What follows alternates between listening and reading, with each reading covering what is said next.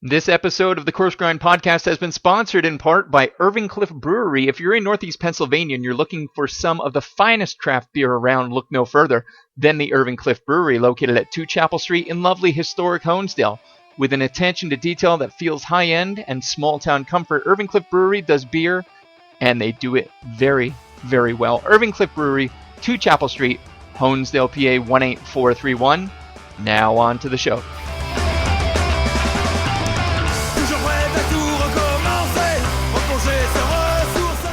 Ladies and gentlemen, welcome back to the Coarse Grind Podcast. With you as always, host, creator Sean Rossler. How you doing? This is episode number 30. We've gone from quarter-life crises, nearing on midlife crises as far as episodes go. So episode 30, a big one, a huge one. Let's get right into it. One of the greatest joys of doing a show like this is you get to meet amazing people who are amazing for a whole lot of reasons, whether they've chosen to be a brewer, cheese artisan, chef, anything else. You know, part of the absolute joy of this gig is looking into the minds much more creative, culinary, and brilliant than my own. And every so often, there's one guest that takes that concept and pretty much blows it away. But then there's a guest who, quite literally when you hear it, and you will, has a repertoire so vast and so amazing that I'm at a loss for words. And wouldn't you know, said repertoire spans basically every possible culinary show I've ever known and or loved. So let's get on with it. A native Angelino, tonight's guest is a chef owner of two of Los Angeles' best-loved restaurants, the former Grace and BLD. Redbird is follow-up to Grace, opened in the Rectory building of Vibiana in January 2015. BLD at LAX and ICDC, an ice cream donut coffee shop, also debuted in 2015. Fritzy Dog, his healthy hot dog concept with partner John Moshe, is located in the original Farmers Market. But where did it all begin? Our guest's experience working with Wolfgang Puck at Eureka Brewery and Restaurant inspired him to attend Culinary Institute of America at Hyde Park. While there, he worked with Thomas Keller at the Checkers Hotel in downtown LA and David Burke at the Park Avenue Cafe in New York. Upon his return to LA, he was mentored by Joachim Splichal at Pinot Bistro, Wolfgang Puck at Spago, and Hans Rockenwagner at Rocks. His first chef gig was the critically acclaimed Boxer. Our guest continued to garner praise with his stints at Rick's in Santa Monica and Jimmy's in Beverly Hills. In 2003, he, along with his partner Amy Noel Fraser, hint hint, opened Grace, followed by BLD in 2006. Fritzy Dog opened in the summer of 2012. So aside from that illustrious curriculum vitae, he's even found time to compete against some of the greatest culinary programming ever, including being a dominant presence on both Bravo TV's Top Chef Masters, Esquire Network's Knife Fight, and even going so far as defeating Chef Kat Cora on Food Network's Iron Chef America.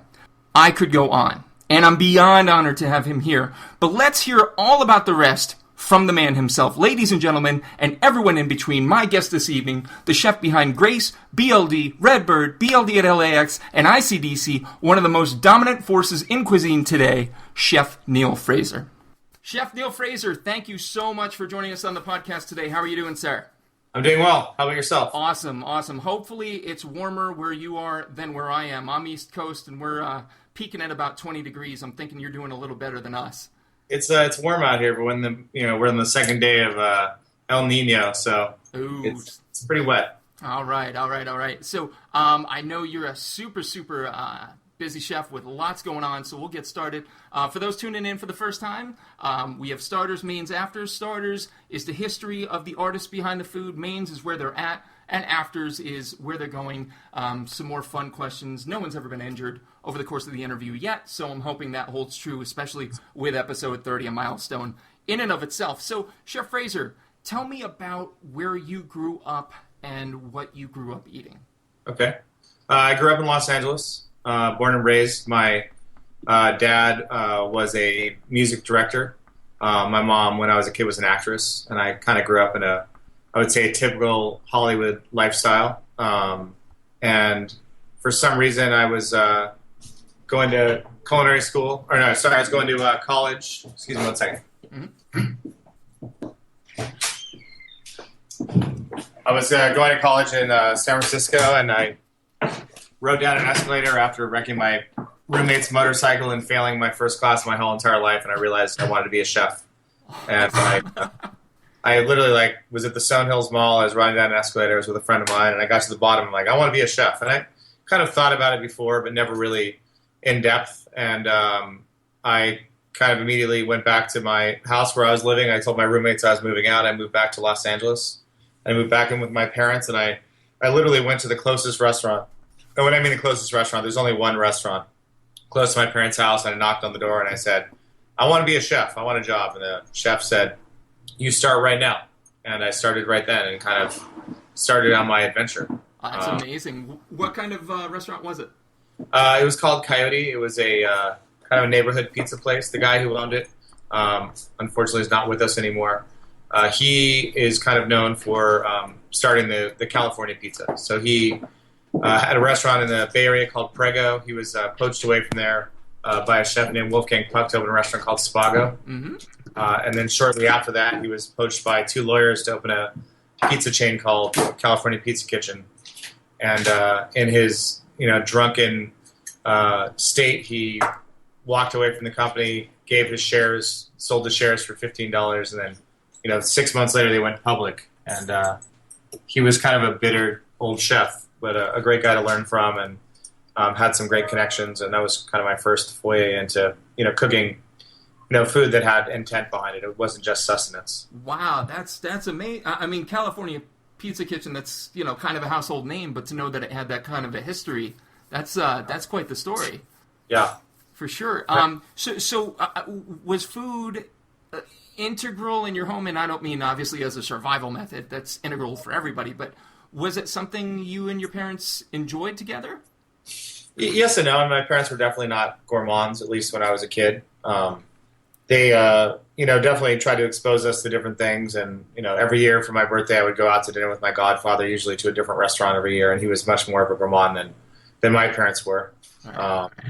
But by no means, I mean, our food at our house was, probably the traditional stuff you would find in a house in, Columbus, Ohio at that point. It was top ramen and, lots of stuff out of boxes, lots of stuff out of the freezer, Hungry Man dinners, kind of the same stuff that everyone was probably eating in the 70s. My mom was not going to the farmer's market. She was not growing vegetables in the backyard. Farm to table wasn't happening quite yet. No. Right on. No. So safe to say, though, you were sort of an explorative eater as a young kid, probably thanks to your godfather a bit. Yeah, my mother a little bit. I mean, we would go, she would like to take me on little adventures around Los Angeles. I remember the first time I went to Little Tokyo and tried sushi, and I was probably... Maybe I was 10 or 11 years old, and obviously sushi back then wasn't necessarily, an exciting thing as it was today. And I remember, being, inquisitive and not grossed out on trying new things. And that, I can remember that experience.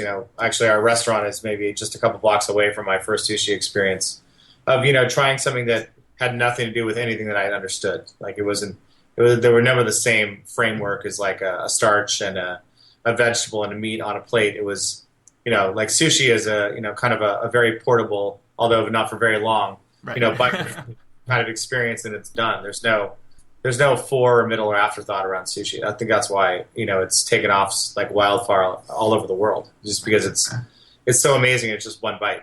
Right. Yeah. Kind of the amuse-bouche in a rice and fish form. Yeah, exactly. Right on. So going back to childhood, the explorative eating, would you say there's any foods that give you kind of that nostalgic pang? Like if you think of it, it really takes you back? Is there one in particular? Yeah, there's two dishes. I remember I went to a restaurant. It was called Le Serre, and I later in life ended up working in the same restaurant with a different name. It was the first Pinot Bistro, and it was a very French restaurant. And I had I remember on two occasions. One occasion I had lobster américain, another occasion I had coquille Saint-Jacques. And I remember that my pronunciation of the coquille Saint-Jacques was so bad that my dad made fun of me for it. 20 years.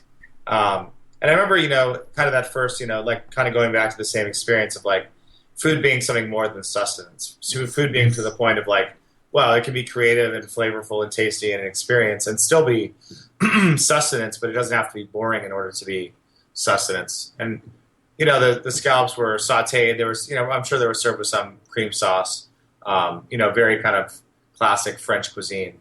But it really kind of opened my eye to, that idea. And I was probably maybe 13 or 14 at that time, and kind of really sparked my attention to something out there other than just McDonald's.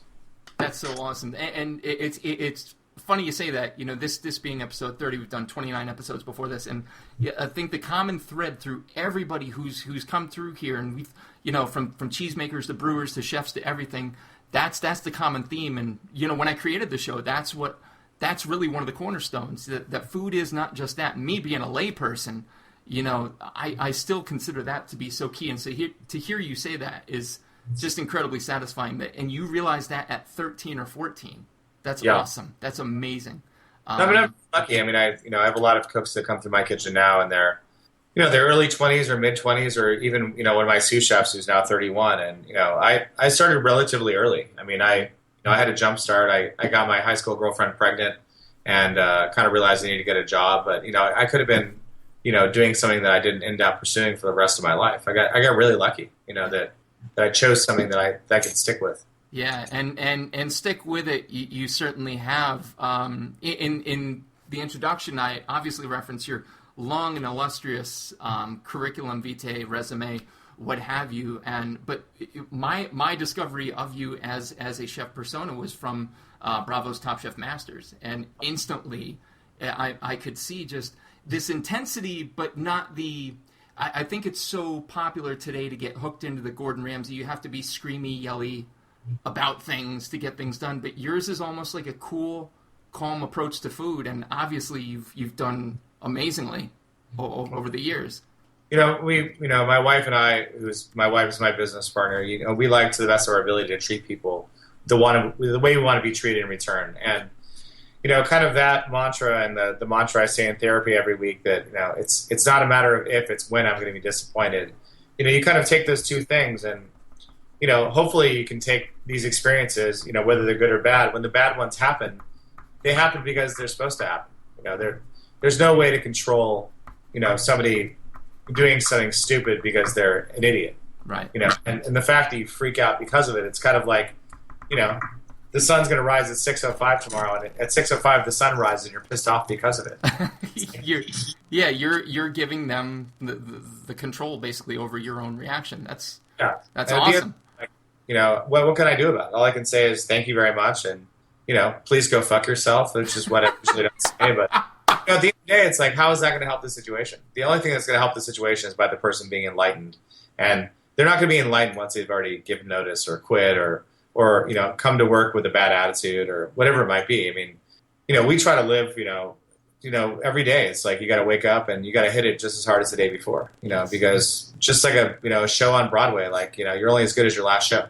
Yeah, exactly. Exactly. That may officially be the deepest I think we've ever gotten on this show. So thank you. That's but a phenomenal point, and certainly cross applicable to everybody listening, whatever it is you're doing. It's not a matter of if, it's going to be when you're disappointed. That's phenomenal. So, going back, and again, I hate to focus on a chef's resume on the show. I always like to focus on the chef's just very being itself. But I've got to stop here and say, on a recent episode, I just had Elon Hall from Knife Fight, and here you are with a win or two from Knife Fight. Yeah, the year I did, it was just one. It was one round. One round. That was all I had the opportunity to do. Right on. But I mean, that's the funny thing is, like, I got asked to do that show while I was shooting Top Chef Masters, and I was like, well, I can't really do it. It's kind of a conflict of interest, and they kept asking and asking. And they asked me to be a judge, and I was like, sure, I'll be a judge. And they're like, well, do you want to be a contestant? And I was like, I just gotten my ass kicked on Top Chef Masters, and I was so in that zone. I'm like, sure, I'll do it. They're like, okay, can you do it tomorrow? I'm like, yeah. So I went down there, and the guy was against Rafael Lunetta, who's an old dear friend. I'm like, I'm really sorry, because I'm just gonna fucking mop the floor with you, because I've just gotten through like 7 weeks of like boot camp. Yeah. And it wasn't really fair, because he was coming from his day-to-day operation. I was coming from 7 weeks of being on a set, right? Getting manipulated by producers and trying to cook the best food I could possibly cook after jumping out of an airplane. Yeah.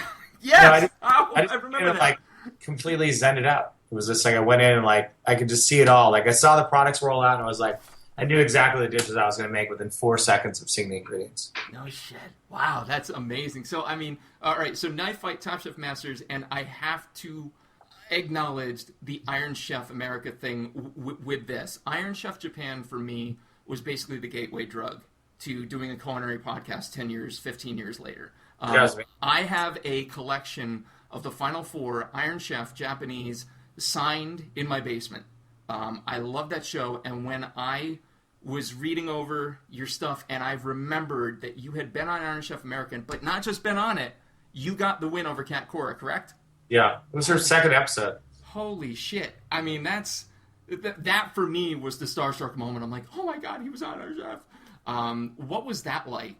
I was supposed to go against Bobby Flay, and maybe a week before, they'd already sent me my plane tickets, and they're like, oh, by the way, we're not going to be against Bobby Flay. We're going to be against Kat Cora. And, Kat Cora is, she had no resume. She had no, you couldn't look her up and figure out who she was. So I was a little scared, and, just like anything else, I hadn't done a lot of television, and, I kind of went with my A game, and I had, my dishes kind of in my head orchestrated out, and my current chef cuisine at Redbird and my sous chef who was at Grace were my two sous, and my chef cuisine now, Jason, was super on point, and my sous chef at the time, Greg Bernhardt, which was his last time, he was just he was a fucking wreck. He went out till 4 o'clock in the morning. He was still wasted from the night before, passed out in the green room. I'm like, well, Jason, it might be just two of us out there today.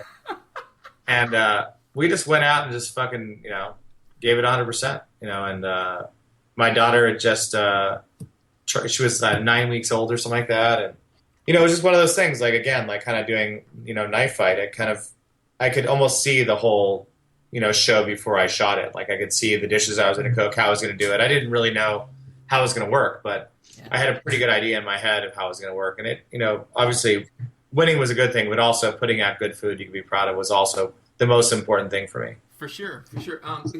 Culinary competitions aside, is that how Chef Neal Fraser cooks today? You see it and then, you make it? Or are you a very, internally visualizing type chef?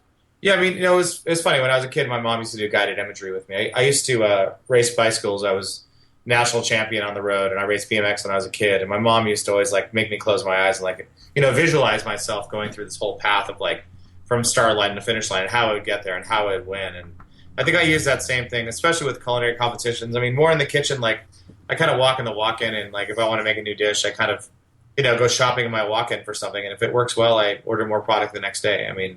But I'm less spontaneous in the kitchen than I am on cooking shows. But I definitely if you give me 3 or 4 ingredients and tell me I have to cook something in 15 minutes, I can usually figure it out pretty well. I don't get stumped on I don't have any Aleppo pepper, so I can't make my steak. I'm not that chef. I'm very relatively crafty, and I think I can enhance a lot of flavor out of things. People always say to me, I'll have people over for dinner. What did you put on that chicken?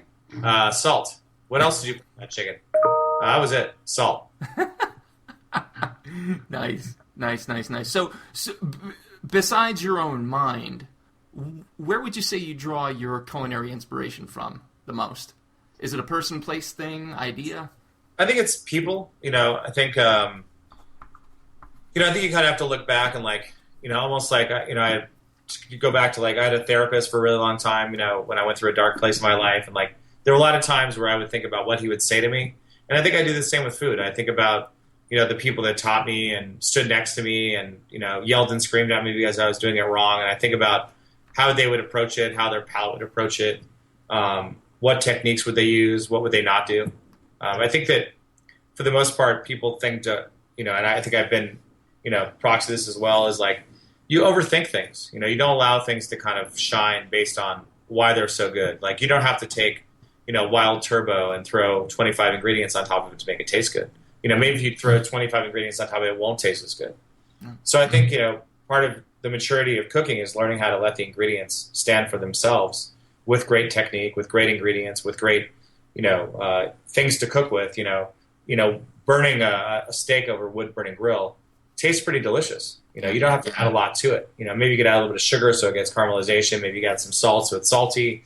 Maybe you add some pepper so it's peppery. And, what are those ingredients? Are they, maple syrup, fish sauce, and Aleppo pepper, or are they salt and plain sugar and vinegar? I think that's kind of where you approach things. And I'm more on the side of like trying to find more unique ingredients to make those things stand out. So maybe my pepper is not Aleppo, maybe it's yuzu kosho, maybe my salt is fish sauce, and maybe my sweet is hickory syrup from a hickory tree as opposed to being maple syrup, and having it just be a little bit different, but in that same ballpark of like Carolina barbecue. It's the same flavor profiles. It's just kind of mixing them up to the point that it tastes unique to you. Right on. Those subtle differences, if they're solid ingredients, make big differences in the end. They do. Right on. Awesome. Now, looking back over your lengthy, amazing career with this mindset that you have, is there a creation, and it can be establishment or dish, doesn't matter to me, that you would consider your greatest creation? And if so, why? I don't think I do. I think not that it's like stood the test of time. I definitely I've made dishes and I'm like, this is, I'm going to be on the front page of the New York Times because of this dish, and it kind of fell flat. Mm-hmm. We have a dish on the menu right now called Veal Fraser. I have one of our investors and one of our friends is Matt Selman. He's the executive producer for The Simpsons and a writer by trade. Mm-hmm. And he's always like throwing weird ideas at me. He goes, you need to have a dish on the meal called Veal Fraser, like Neal Fraser, but Veal Fraser. And I just came up with a dish. It's a veal chop, and it's basically smothered with a ragu of snails and braised veal cheeks with shallots and garlic and white wine and veal stock and parsley. And, relatively, not the most complicated dish. But, the idea of pairing a veal chop with snails is maybe unique, and the way it's cooked. And people have really, taken to the dish. That being said, I don't know if I could have made that dish 10 years ago and had people go, well, that's the weirdest thing I've ever seen. Right.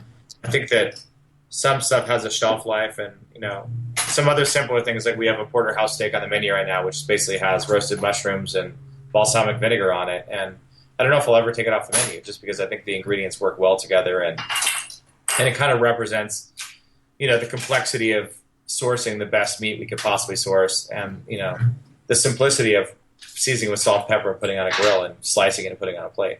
Yeah, there's obviously always going to be some classics that don't go away. But the Veal Fraser concept, do you think that's taken off so much because we're at a better, more open-minded place with food overall? I'm always surprised what people order. Sometimes we make the wackiest dishes, and I'm like, nobody's going to order this. We sell out in like 25 minutes. It's just, I think people are more adventurous. I think people are willing to, spend money on a meal. And I think that the whole idea of the restaurant has really changed. It used to be part of the night. Now it's the night. So the restaurant itself has become the entire night rather than, going to the movies and dinner. Is that what you're saying? Yes. Cool. So on the heels of just eating overall, eating out has become, kind of an event. Is there a next big thing in food coming down that we, the perhaps non-culinarily minded folks should be looking out for? I mean, I think that, the whole fabric of, tipping and things like that are going to change. I don't know if that's going to change the overall experience. I always think that because tipping has existed, it's kind of created this, two-party system in restaurants where, servers who, are uncommitted and, kind of, the vagabonds of the restaurant business are the highest paid, and the ones who are the career people are the lowest paid because they have a career. I don't know how the shakedown of that is going to change because, hopefully, inevitably cooks are going to make more money because minimum wage is going up, and servers are going to make less money because, tipping will probably in the next 3 years not be in existence anymore, especially in cities like Los Angeles and New York. I don't know how that'll change the overall experience. I mean, I think for the guests, hopefully it won't. I think there'll be a lot more restaurants going to kind of a waiterless system, whether that's with an iPad or counter service or ordering from your cell phone. Or I think there'll be lots of creative ways, but I think they'll probably end up being more of an industry standard of what is kind of known. But at a certain point, I think when you're spending a lot of money on food, there's still money in there to be able to afford good service, and I think that that's something that we pride ourselves on, and we feel, as much as I think I'm a great chef, if we serve somebody great food and they have bad service, it's, they're having a bad dining experience. I can't serve somebody great food and not offer great service and have them love it. So, I mean, we put as much emphasis, if not more, on service as we do the food. Yeah, I've said that day in, day out. Anytime that we go out, service is that final seasoning, that final touch that if it's bad, you don't enjoy yourself, as much. And so I think it's, I don't know. I don't know how I personally feel about tipping going away as a thing. I mean, are you inclined to embrace it or to stick with it? Do you have a feeling either way?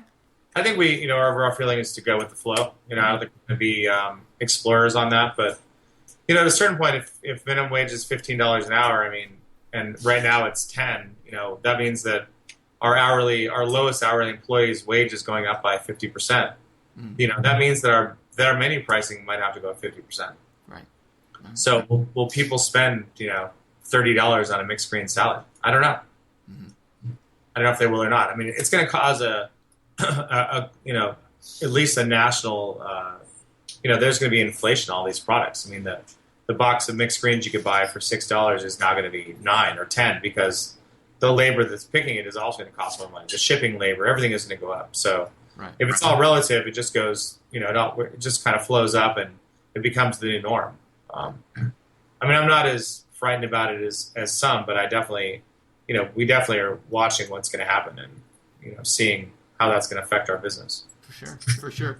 Is there anything that's big in food right now that you just wish would go away? Is there something that's annoying to Chef Neal Fraser?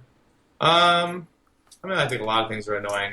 It's like, it's the whole idea of like, there's a business not far from our house, and the logo on the side of it says, "Stop making stupid people famous." Mm-hmm. It's like stop making dumb chefs famous based on the fact that their personality or they kind of fit into a specific group or they're media whores. I think that what I still love is the trade and the craft and what kind of what this whole business has been built upon as far as chefs go, which is learning a trade and exercising that trade. Yeah. I'd like to see more of that.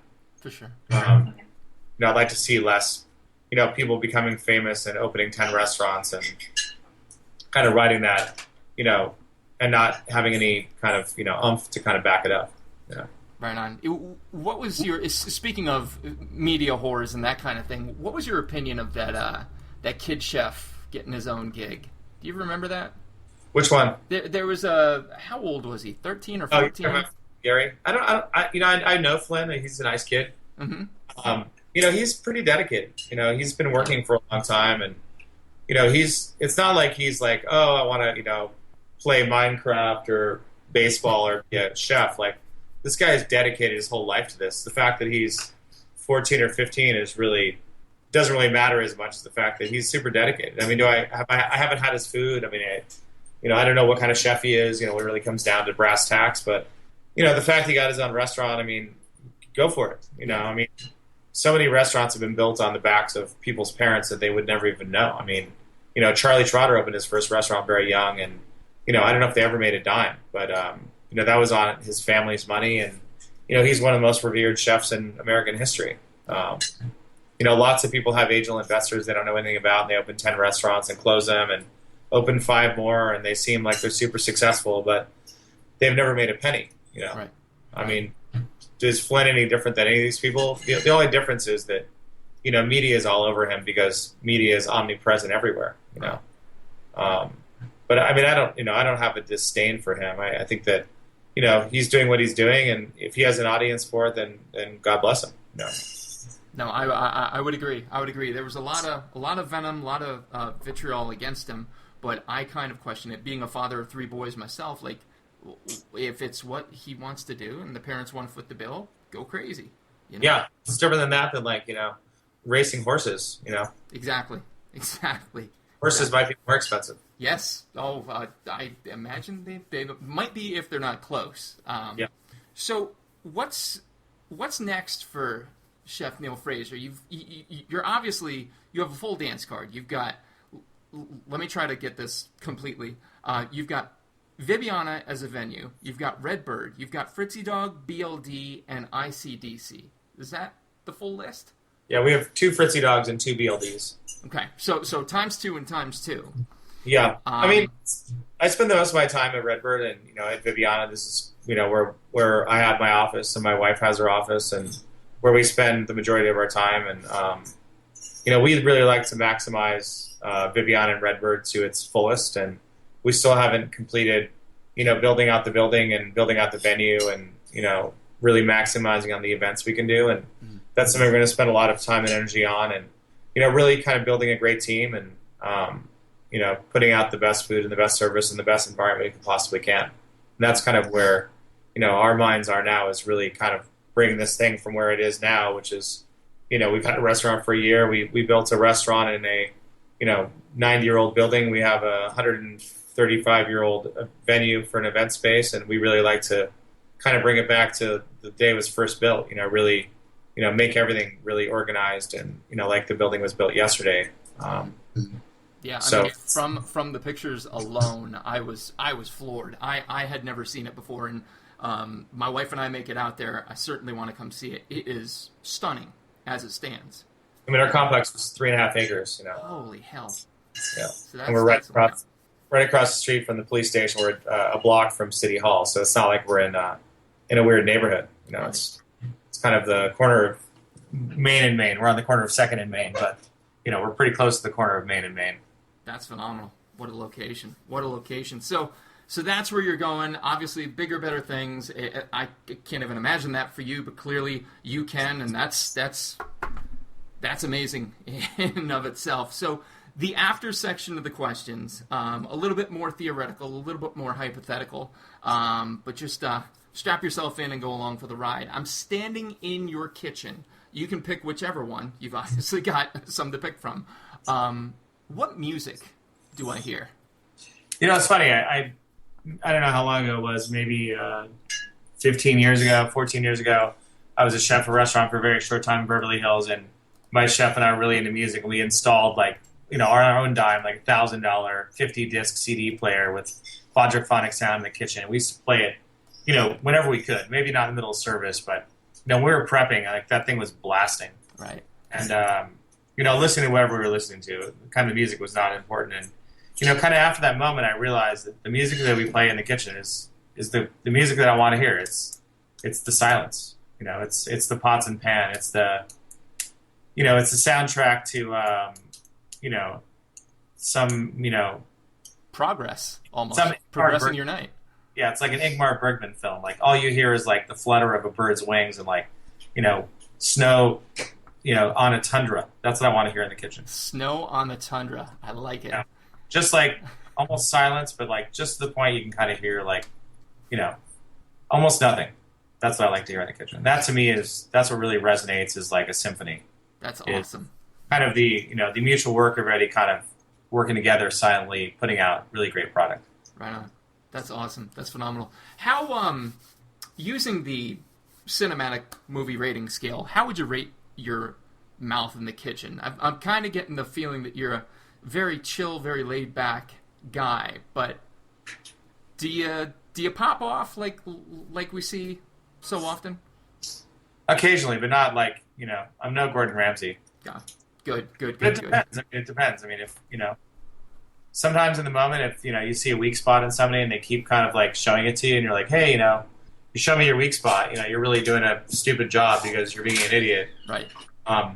Eventually I'll kind of go after their necks and, maybe become a little inappropriate. I've been known to do that. We had an expediter not that long ago who was just kind of a drama queen, and I went after him one night, and my wife Amy's like, you're being a real asshole to that guy. I'm like, oh yeah.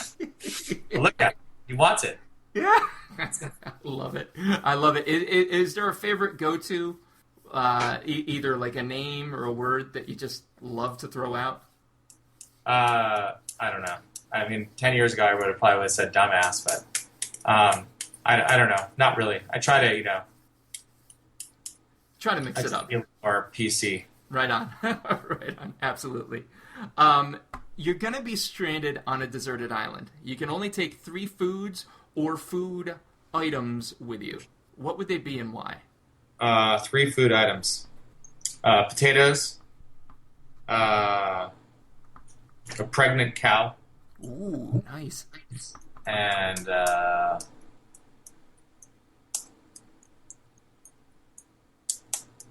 kale. Cal. All right. We'll take it. Have you had the chance to read Melanie Denea's My Last Supper? No. Okay. So the premise was actually where the idea for the podcast came from. It was a standardized set of questions for 50 chefs. There were 2 volumes. Marco Pira White was on the second cover. I forget who was on the first. But it all centered around what would your last meal be? And I know that's like a late night game that a lot of people in the industry play. So I ask you, Chef Neal Fraser, what would be your last supper? Who would be there? What would you eat? What would I eat, like food-wise? Yep. I would say probably wild game, maybe hare with morel mushrooms and huckleberries. Ooh. I love fall stuff. I love morels, which are not fall, but I love that kind of ethereal, weird flavors, stuff like that. Almost like a walk through the forest on your plate. Yeah, exactly. What music would you hear? Or would this be another instance of the sound of dining? I don't know. I think that, sometimes when you're in the forest, I don't know, I like tend to hum or like have that idea in my head of like humming a song. It would probably be, I think it would be very situational. Cool. And what would your beverage of choice be? Bourbon. Any particular kind? I don't say I like them all, but I drink rye and regular bourbon, but I think Templeton rye is probably my favorite right now. Templeton rye.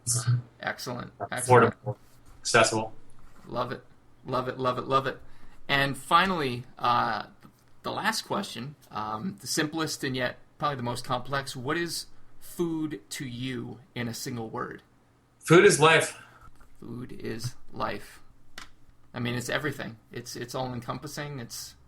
I spent the last, going on 30 years of my life, thinking about food. So I mean, it's provided me my wife, both of my children, my existence, my travel, pretty much all of my life experience. I've, the majority of it, I've seen through food. That's awesome. Not just for life, but it has framed a life. So, Chef, that brings us to the end of the interview. Thank you so much for being here with me. I really appreciate it. So we've got Vibiana.com, Redbird.la, FritzyDog.com, BLDRestaurant.com, and ICDC.la. Does that pretty much encompass them all? I believe it does. Awesome. And you just celebrated your year anniversary with? Tomorrow, yeah. Awesome. With Redbird. So that's amazing. Amazing stuff going on. I certainly wish you the best. And again, thank you so much for being here with me. Thanks for including me. Absolutely, sir. Ladies and gentlemen, this has been episode number 30 of the Coarse Grind Podcast. My producer has been the Reverend Johnny Lamoria, a.k.a. Johnny Leland Robinson. Be sure to check out his podcast, Cinematic Pig's Feet. And next time we pick up with a new 10 episodes, 31 on the way. Please keep listening, and we'll see you soon.